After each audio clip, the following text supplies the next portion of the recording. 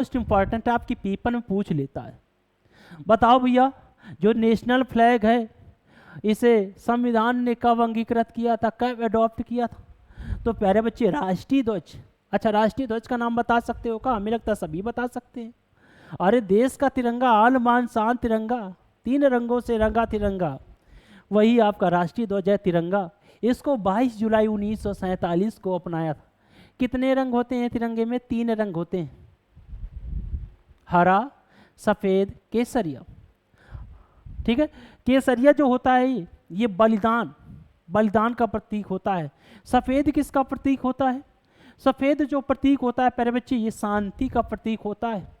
और कह दिया जाए हरा, हरा मतलब हरियाली, हरियाली मतलब पारस्परस, यानी संपन्नता का प्रतीक। हमारे देश में हमेशा हरियाली रहे। ठीक है, तो राष्ट्रीय ध्वज को अपनाया गया था 22 जुलाई 1947 को। अब आता है राष्ट्रगान। एक गान होना चाहिए, तो राष्ट्रीय गान क्या है? जन गण मन अधिनायक। ये 24 जनवरी 1950 को नेशनल एंथम, या 24 जनवरी 1950 को अपनाया गया था। 24 जनवरी 1950 को अपनाया गया था। राष्ट्रगान को लिखा किसने है? हमें लगता है सभी बता देंगे राष्ट्रगान को लिखने वाले। तो राष्ट्रगान को लिखने वाले थे आपके रविंद्रनाथ टैगोर जी। रविंद्रनाथ टैगोर ने राष्ट्रगान लिखा है। और इन्हीं पर प्यारे बच्चे इसी में लिखा है भारत भाग्य विधाता। इसी लाइन को सुन करके वहां से राजकुमार आया था, सुना कि अरे भारत के भाग्य विधाता, सीना चौड़ा हो गया, कहने लगा नहीं, हम इन्हें क्या देंगे? नोबेल प्राइज दिलवाएंगे। और इसीलिए भारत के पहले जो नोबेल प्राप्त करता थे उन्हीं का नाम था रविंद्रनाथ टैगोर, या रविंद्रनाथ ठाकुर कह दिया जाए। ठीक है, एशिया के पहले व्यक्ति के नाम से जानते हैं, एशिया के पहले व्यक्ति भी इन्हीं को कहते हैं। ठीक है, अब आते हैं राष्ट्रीय गीत। ये भी 24 जनवरी 1950 को बंकिम चंद्र चटर्जी ने लिखा है, राष्ट्रगीत को लिखा है। ये रविंद्रनाथ टैगोर के गुरु थे। ठीक है, ये राष्ट्रगीत आ जाएगा। ठीक है, अब आता है राष्ट्रीय प्रतीक क्या है? कुछ प्रतीक मानते हो? तो भैया राष्ट्रीय प्रतीक मानते हैं, जो आपने देखा होगा, शेर देखते हो ना, शेर, 4 शेर दिखाई देते हैं, अशोक चक्र दिखाते हो, तो पहला शेर तुम्हें देखता है और 2 शेर अगल बगल देख रहे होते हैं, और पीछे वाला वो पीछे देख रहा होता है, तुम नहीं देख पाते होगे। अगर 3D देखा जाए तो तुम पीछे वाला भी देख लोगे। ठीक है, तो ये राष्ट्रीय प्रतीक है। ये राष्ट्रीय प्रतीक 26 जनवरी 1950 को लिया गया है। अब हम लोग आगे बढ़ने वाले, क्या ये ध्यान रखेंगे? मोस्ट इंपॉर्टेंट है, आपके पेपर में बहुत आता है। तो भाई राष्ट्रीय ध्वज 22 जुलाई 1947, राष्ट्रगान 24 जनवरी 1950, राष्ट्रगीत कह दिया जाए 24 जनवरी 1950 को, और राष्ट्रीय प्रतीक 26 जनवरी 1950 को लिया गया है। ठीक है, आज इतना ही रखते हैं। इसके बाद में हम लोग थोड़ा सा संविधान की ओर आगे बढ़ते हैं। देखिएगा, संविधान के विषय में बात करते हैं। अब आ गया भारत के संविधान के विषय में बात करते हैं। यहीं से स्टार्ट होता है आपका संविधान। कह दिया जाए जो भारत का संविधान है, संविधान बनाने के लिए एक कॉन्स्टिट्यूशन असेंबली बनाई गई थी, संविधान सभा बनाई गई थी। अच्छा, संविधान का निर्माण संविधान सभा में किया गया था, यानी संविधान सभा की बैठकें हुई थी। अब जो कह दिया जाए पहला अधिवेशन कब हुआ था, तो भैया 9 दिसंबर 1946 को हुआ था पहली बैठक। अब बैठे हो मान लो सभी लोग, अब बैठने के बाद में एक हेड बनाया जाएगा, या तो इतने ज़्यादा सब हो कि भैया तुम आओ, आप आओ, आप बोलो, आप आओ, धीरे धीरे बोलते जाओ, तो ऐसे तो होगा नहीं। वो कहेगा हम बोलेंगे, वो कहेगा हम बोलेंगे, तो इसीलिए एक हेड चुना जाता है, उसे कहते हैं अध्यक्ष। तो इनको जो सच्चिदानंद सिन्हा को बनाया गया था, ये अस्थाई अध्यक्ष बनाया गया था। अस्थाई अध्यक्ष बोले क्यों बनाया गया? इसके पीछे रीजन था, ये बिहार के रहने वाले थे सिन्हा।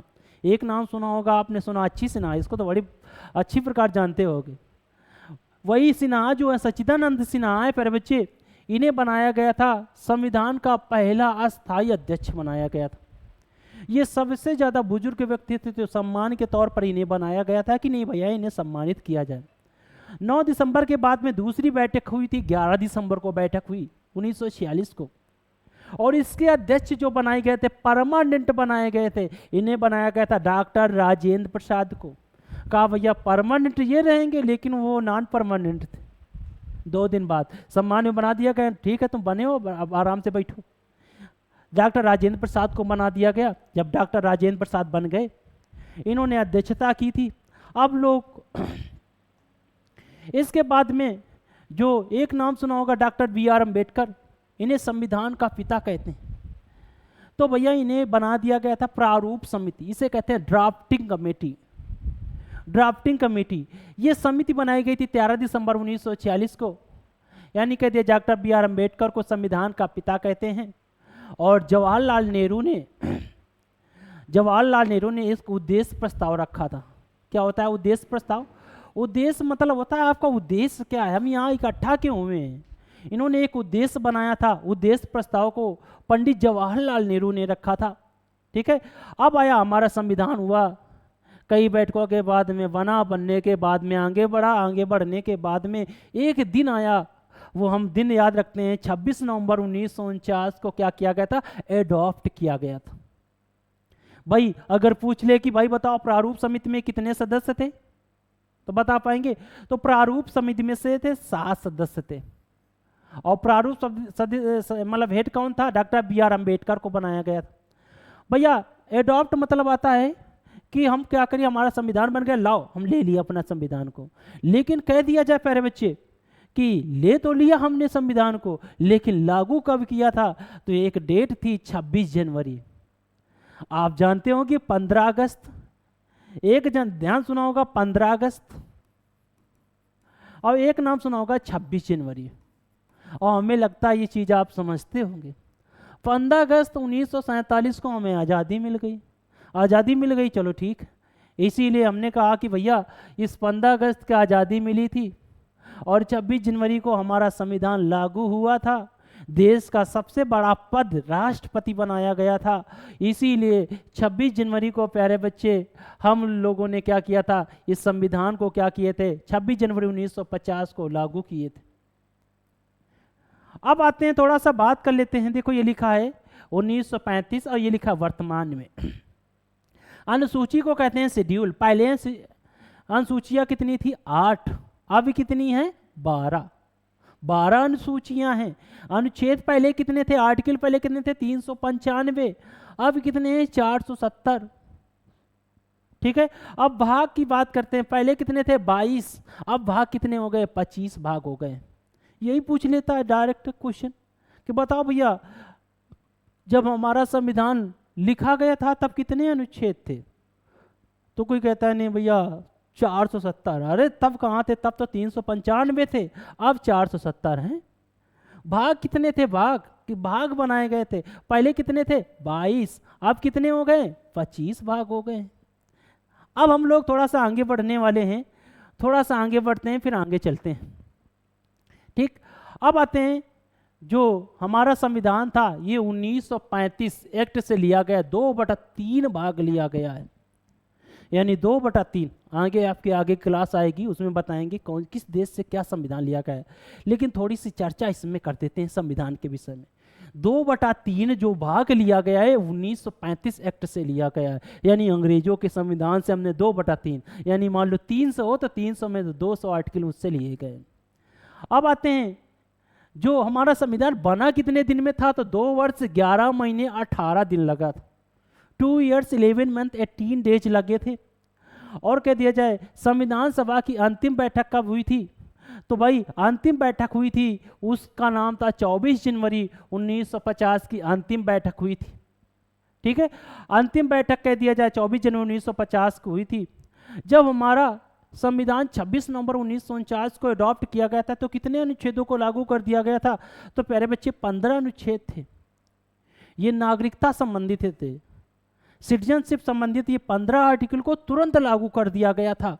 ठीक है, 15। इसके बाद में कह दिया जाए 15 को तुरंत लागू कर दिया गया था। और प्यारे बच्चे क्वेश्चन पूछता है, भाई पुरुषों की बात नहीं करता है, महिलाओं की बात ज़्यादा करता है, तो पूछता है संविधान सभा में कितनी महिलाएं थी।